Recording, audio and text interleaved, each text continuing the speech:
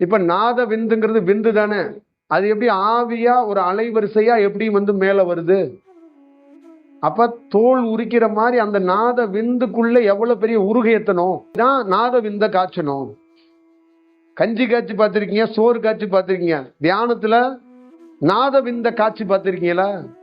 இதான் அந்த இடத்த அந்த நாத விந்த தண்ணியாக மொல்லாம ஆவியாக எடுக்கிறார். அதான் நீராவி தத்துவம்ங்கிறாங்க. அப்ப அந்த நாத விந்துல இருந்து ஒரு வெப்ப சலனங்கள், ஒரு பிரபஞ்சத்தோடைய உஷ்ணம் அது அப்படியே மேல ஏறி வரும்போது முதுகு பக்கமோ இல்ல முன் பக்கமோ மேல ஏறி ஏறி வேறி மேல வரும்போது இந்த நாத விந்த வத்த வச்சு இந்த நாத விந்த நீராவி தத்துவமா மாற்றும் போது அந்த உயிர் துளி தெரியும். அந்த உயிர் துளியிலிருந்து ஒரு புகைக்கு நம்ம ஊதுபத்தி கொளுத்தி வச்சா ஒரு புகை வரும் பார்த்தீங்களா, அந்த மாதிரி அலைவரிசை வருது. உங்க உயிர் துளி இருக்குல்ல, அதுல இருந்து ஒரு அலைவரிசை வருது. அந்த அலைவரிசையை முதுகு தண்டு வழியா கொண்டு வர்றான், கொண்டு வந்து பெடரியில வைக்கிறான், அதை நெற்றி பொட்டு வழியா வெளியேற்றுறான். அதுதான் படைப்பு.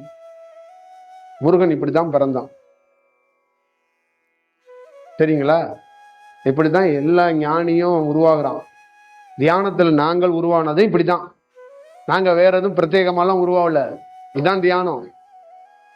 இப்ப நாம் உருவானதும் இதுதான், நீங்க உருவாக போறதும் இதுதான்.